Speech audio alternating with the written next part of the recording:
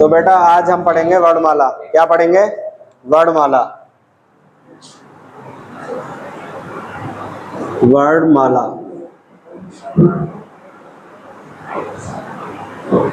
तो वर्णमाला किसे कहते हैं? वर्णों के व्यवस्थित समूह को क्या कहते हैं बेटा? वर्णमाला। वर्णों के व्यवस्थित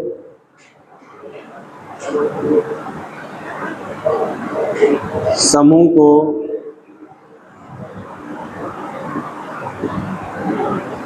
वर्णमाला कहते हैं।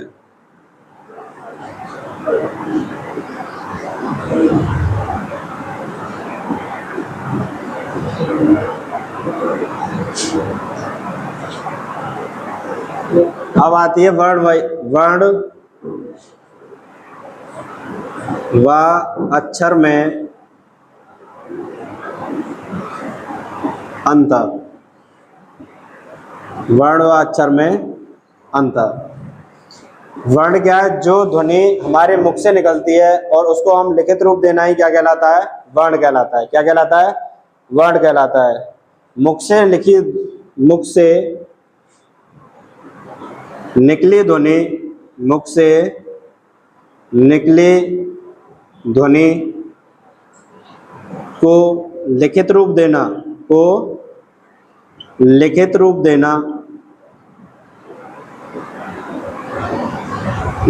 देना ही वर्ण कहलाता है। क्या कहलाता है? वर्ण कहलाता है। मुख से निकली ध्वनि को लिखित रूप देना ही क्या कहलाता है? वर्ण कहलाता है। अब आती है बात अक्षर की। जो ध्वनि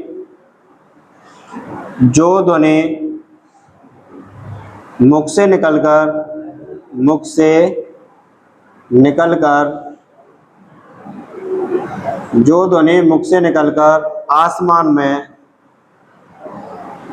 आसमान में व्याप्त हो जाती है। आसमान में व्याप्त हो जाती है।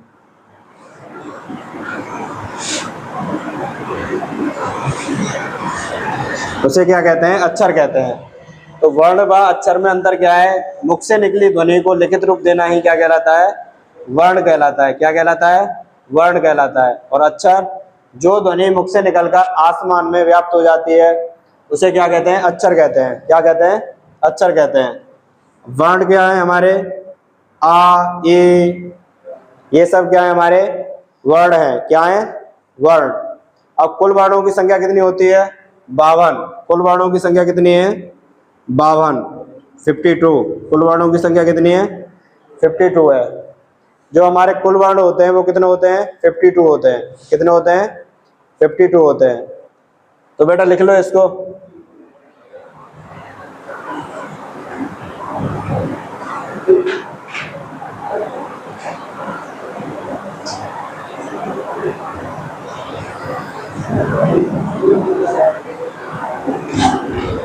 अब बेटा क्वेश्चन करते हैं हम। भाषा के सबसे छोटे लिखित इकाई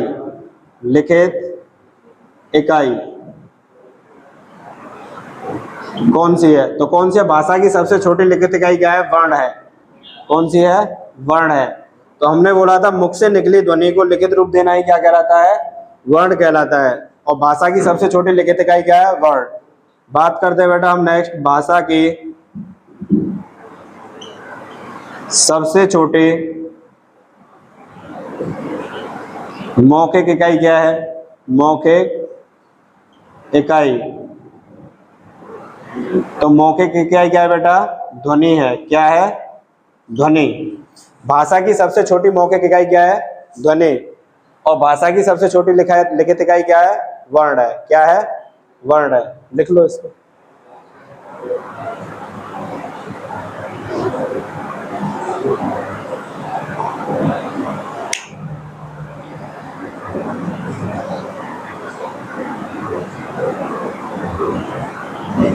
अब बात करते हैं बेटा हम कुल वर्ण। कुल वर्ण कितने हैं हमारे? 52, 52। कितने हैं? 52। कौन कौन से हैं वो? 11 प्लस 33 44, 11 और 33 44, 44 और 2 46, 46 और 4 50 और 2 52। टोटल कितने हैं? 52 हैं। कुल वर्ण कितने हैं? 52। 11 कौन कौन से हैं? स्वर हैं। 11 क्या हैं? स्वर हैं। और 33 क्या है? हमारे व्यंजन है। 33 क्या है? व्यंजन है। और 2 क्या है हमारे? अयोगवाह, अयोगवाह। और 4 क्या है हमारे? संयुक्त व्यंजन, संयुक्त व्यंजन। और 2 क्या है हमारे? उत्क्षिप्त व्यंजन, उत्क्षिप्त व्यंजन। अब बात करते हैं हम स्वरों की। स्वर कौन कौन से हैं हमारे? आ, बड़ा आ, छोटे ए, बड़े ए, छोटा ओ, बड़ा ओ, रारे से, छोटी ए, बड़ी ए, छोटा ओ और बड़ा ओ। आ से लेकर बड़े ओ तक क्या है हमारे? स्वर है। क्या है? स्वर। 1 2 3 4 5 6 7 8 9 10 11। तो टोटल इनकी संख्या कितनी है? 11 है। टोटल संख्या कितनी है स्वरों की? 11 है। कितने हैं? 11। अब व्यंजनों की संख्या कितनी है? 33। पहले इसको बाद में बताते हैं। अयोगवा देखो पहले। अयोगवा कौन कौन से हैं? छोटे अंग और बड़े अंग। इसको बोलते हैं अनुस्वार, अनुस्वार। और इसको बोलते हैं विसर्ग, विसर्ग। बट बात करते हैं हम संयुक्त व्यंजन। संयुक्त व्यंजनों की संख्या कितनी होती है? 4। तो वो कौन कौन से हैं? 6, त्रय, ज्ञाने और श्रय। ये किस किस से मिलकर बने होते हैं? का और सा, ता और रा, जा और अया और सा और रा। जो संयुक्त व्यंजन होते हैं 6, त्रय, ज्ञानी और श्रय। तो संयुक्त व्यंजनों की संख्या 4 होती है। 6 किससे मिलकर बना होता है? का और षट्कोण। और त्रय किससे मिलकर बना होता है? ता और रा। ज्ञानी किससे मिलकर बना होता है? जा और अया। और श्रय किससे मिलकर बना होता है? सा और रा। अब आते हैं उत्क्षिप्त व्यंजन पर। किस पे आते हैं? उत्क्षिप्त व्यंजन पर। उत्क्षिप्त व्यंजनों की संख्या कितनी होती है? 2। अड़ा और अढ़ा, अड़ा और अढ़ा। इन्हें बोलते हैं अड़ा और अढ़ा। एक बार दोबारा से देखेंगे। कुल वर्ण होते हैं हमारे 52, 52, जिसमें 11 स्वर होते हैं, 33 व्यंजन होते हैं, 2 अयोगवा होते हैं, 4 संयुक्त व्यंजन होते हैं और 2 उत्क्षिप्त व्यंजन होते हैं। हमारी स्वरों की संख्या 11 होती है, आ से लेके बड़े हो तक, आ से लेकर बड़े हो तक। अयोगवा कितने होते हैं? 2 होते हैं, छोटे अंग और बड़ी अंग। छोटे अंग को बोलते हैं अनुस्वार और बड़ी अंग को विसर्ग। संयुक्त व्यंजनों की संख्या कितनी होती है? 4 होती है। 6, त्रय, ज्ञानी और श्रय। 6 किससे किससे मिलकर बना होता है? कबूतर और षट्कोण। त्रय किससे मिलकर बना होता है? ता और रा। ज्ञानी किससे मिलकर बनी होती है? जा और अया। श्रय किससे मिलकर बना होता है? सा, सलजम और रा। उत्क्षिप्त व्यंजनों की संख्या कितनी होती है? 2 होती है। अढ़ा और अढ़ा। लिख लो बेटा, व्यंजनों को बताएंगे, अभी लिख लो इनको।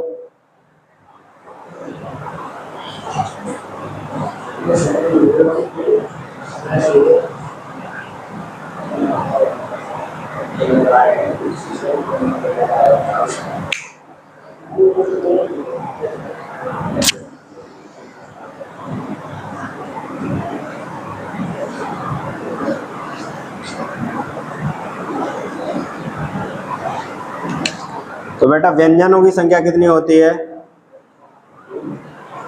33। का, खा, गा, घा और अड़ा। चा, छा, जा, झा અહીંયા ટા ઠ ડ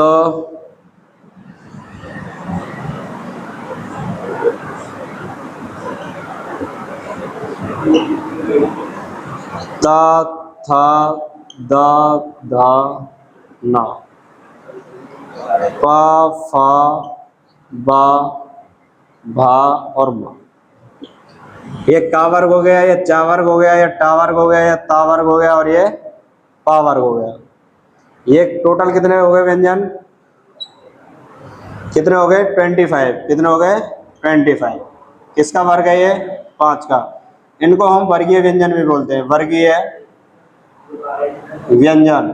इनको क्या बोलते हैं, वर्गीय व्यंजन भी बोलते हैं, इन्हें वर्गीय व्यंजन भी बोला जाता है। अब 25 हो गए, अब बचे कितने हमारे 8। कितने बचे 8। तो या रा ला वा। अंतस्थ व्यंजन, अंतस्थ व्यंजनों की संख्या कितनी होती है 4 होती है। या रा ला वा।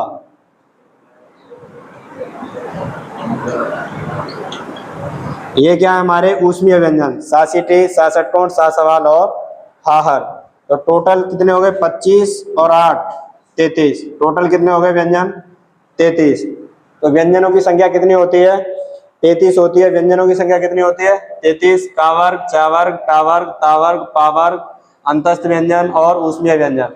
इन्हें हम वर्गीय व्यंजन भी बोलते हैं, इन्हें हम वर्गीय व्यंजन भी बोलते हैं। और बेटा और देखो, जैसे लिपि है, क्या है लिपि। लिपि क्या होती है, कोई बताएगा लिपि क्या होती है, कोई बताएगा बेटा लिपि क्या होती है। किसी भाषा को लिखने का तरीका, किसी भाषा को लिखने का तरीका लिपि कहलाता है। क्या कहलाता है, लिपि कहलाता है।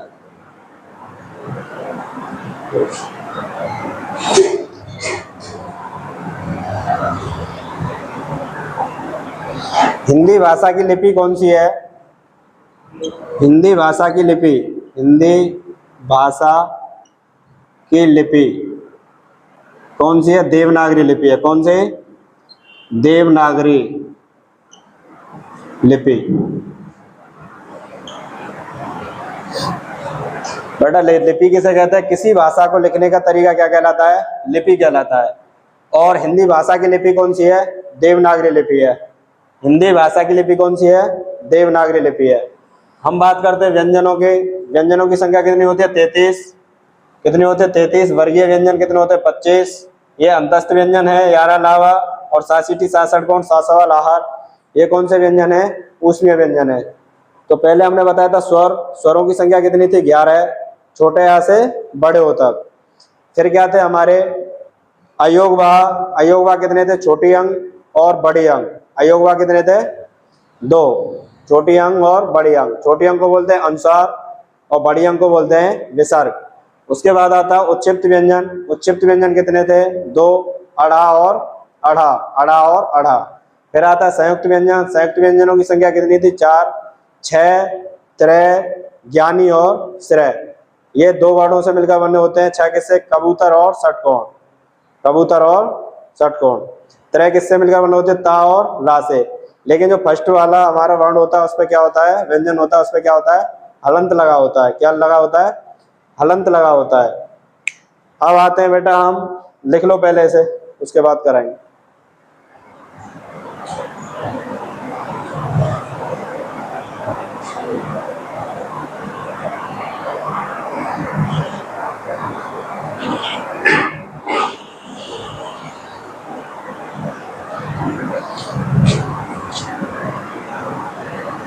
अब आता है बेटा स्वर।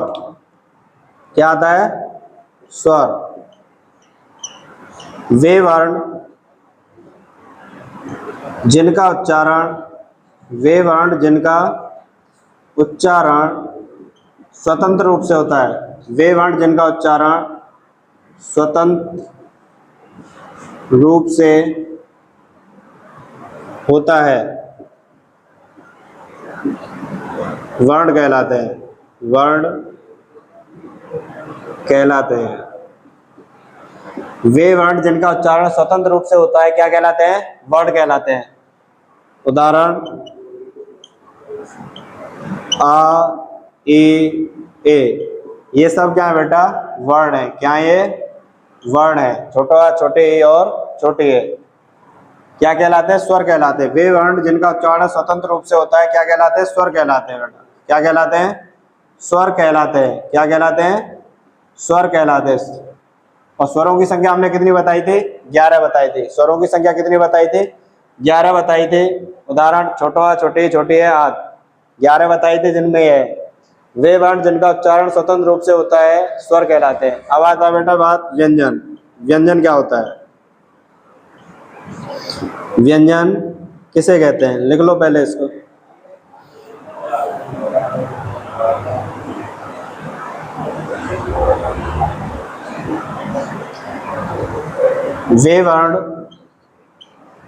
वे वर्ण जो स्वतंत्र रूप से नहीं बोले जाते, स्वतंत्र रूप से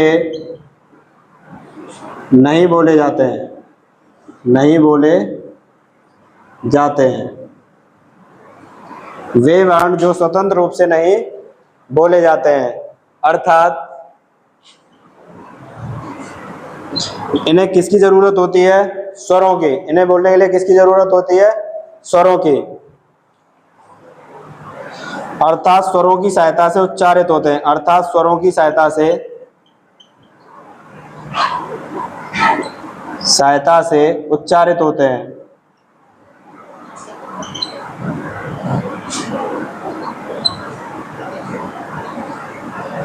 व्यंजन कहलाते हैं, व्यंजन कहलाते हैं। उदाहरण का, खा, गा, घा, का, खा, गा, घा, का, खा, गा, घा।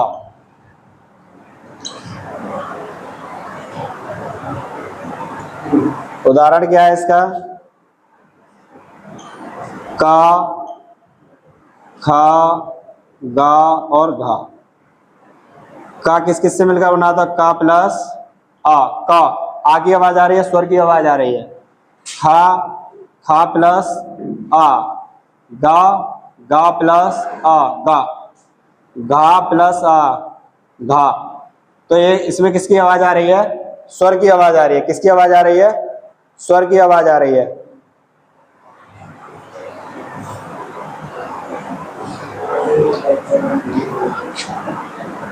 तो इसमें क्या है बेटा? हलंत। हलंत का मतलब आधा अक्षर।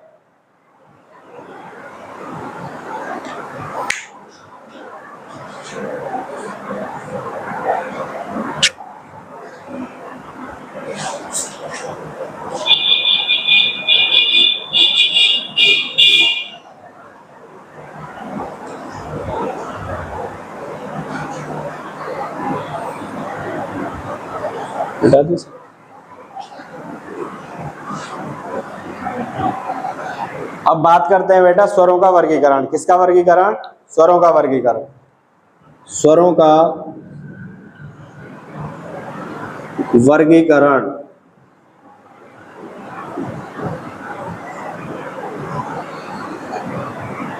Classification of vowels.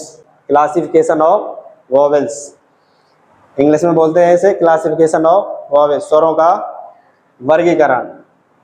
तो बेटा हम मात्रा के आधार पर, मात्रा के आधार पर, मात्रा के आधार पर स्वरों को, किसके आधार पर? मात्रा के आधार पर स्वरों को 3 प्रकार से बांटते हैं। 3 प्रकार से बांटते हैं। 3 प्रकार से बांटते हैं। तो मात्रा के आधार पर स्वरों को कितने प्रकार से बांटते हैं? 3 प्रकार से बांटते हैं। ह्रस्व, कौन कौन से? ह्रस्व स्वर,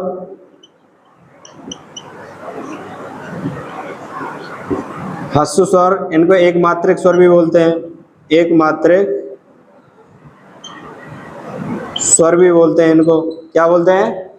एक मात्रिक स्वर भी बोलते हैं, ह्रस्व स्वर भी बोलते हैं, और इसको लघु स्वर भी बोलते हैं, लघु स्वर भी बोलते हैं। इनको क्या बोलते हैं? लघु स्वर भी बोला जाता है इनको। और इनको छोटा स्वर भी बोलते हैं। क्या बोलते हैं? छोटा स्वर। अब ह्रस्व स्वर की संख्या कितनी होती है? ह्रस्व स्वर की संख्या होती है 4। कितनी होती है? 4। और वो 4 कौन कौन से होते हैं? छोटा, छोटे, छोटा ऊ और लारसी। इन चारों को क्या बोलेंगे? ह्रस्व स्वर भी बोल देंगे, एक मात्रिक स्वर भी बोल देंगे, लघु स्वर भी बोल देंगे और छोटा स्वर। इनकी संख्या होती है 4, छोटा, छोटे, छोटा ऊ और लारसी। अब बात करते हैं बेटा दीर्घ स्वर। कौन सा? दीर्घ स्वर। दीर्घ स्वर या बड़ा स्वर। कौन सा? बड़ा स्वर। इसको दीर्घ स्वर भी बोलेंगे। ये तो हो गया एक। और नंबर 2 कौन सा हमारा? दीर्घ स्वर या बड़ा स्वर या फिर द्विमात्रिक स्वर। द्विमात्रिक स्वर, द्विमात्रिक स्वर। ये तो हो गए हमारे ह्रस्व स्वर। ह्रस्व स्वर कितने थे? 4। और दीर्घ स्वरों की संख्या कितनी है हमारी? 7। इनकी संख्या कितनी है? 7 है। कौन कौन से? बड़ा आ, बड़ी ई, बड़ा ऊ, छोटी ए, बड़ी ए, छोटा ओ और बड़ा ओ। तो कितनी हो गई? 7। 1 2 3 4 5 6 7। इसमें दो मात्रिक स्वर है, ये 2 मात्रा का यूज हो रहा है इसमें। इन्हें दीर्घ स्वर भी बोलते हैं और बड़ा स्वर भी बोलते हैं। अब नंबर 3 कौन सा स्वर है? बताओ बेटा कोई। प्लुत स्वर। कौन सा? प्लुत स्वर। प्लुत स्वर। कौन सा स्वर है? प्लुत स्वर है।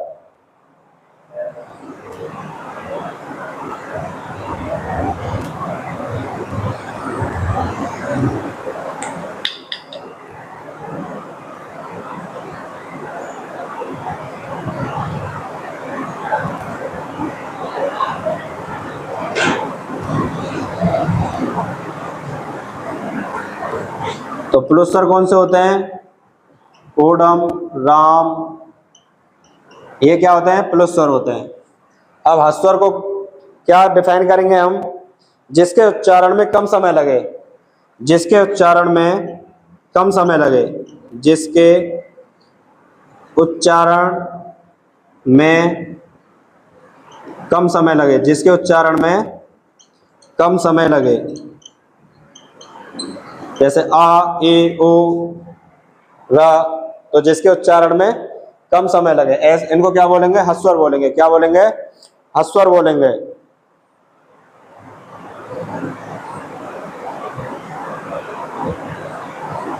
जैसे रा है। क्या है? रा। तो इनमें स्वरों की मात्रा होती है, ना कि व्यंजनों की। इनमें क्या? स्वरों की मात्रा होती है, ना कि व्यंजनों की मात्रा होती है। रा तो मात्रा किसकी है? इसमें स्वरों की होती है। अब आते हैं हम दीर्घ स्वर में। किसमें? दीर्घ स्वर में। जिसके उच्चारण में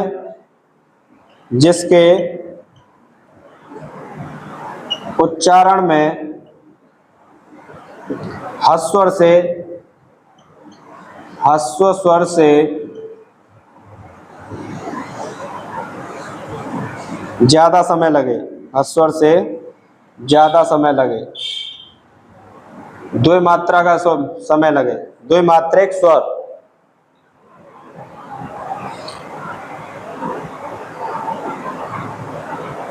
जिसके उच्चारण में ह्रस्व स्वर या लघु स्वर से, ह्रस्व स्वर या लघु स्वर से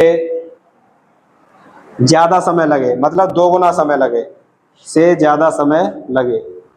ह्रस्व स्वर या लघु स्वर से 2 गुना ज्यादा समय लगे। 2 गुना ज्यादा समय लगे। तो ये कौन से होते हैं हमारे? दीर्घ स्वर या बड़ा स्वर या द्विमात्रिक स्वर। बड़ा, बड़ी, बड़ा हो, छोटी है, बड़ी है, छोटा हो और बड़ा हो। जैसे बड़ा है क्या है हमारा, बड़ा। ये किससे मिलकर बना होता है, आ प्लस आ। बड़े किससे मिलकर बनी होती है, छोटे प्लस छोटे। तो इनमें डबल मात्रा हो गई। तो जो मात्रा होती है वो किसकी होती है, स्वरों की होती है। मात्रा किसकी होती है, स्वरों की होती है। अब प्लुत स्वर है, कौन सा स्वर है, प्लुत स्वर। प्लुत स्वर कौन सा होता है, जिसके उच्चारण में दीर्घ स्वर, जिसके उच्चारण में दीर्घ स्वर से कुछ अधिक समय लगे, जिसके उच्चारण में दीर्घ स्वर से कुछ अधिक समय लगे, जिसके उच्चारण में,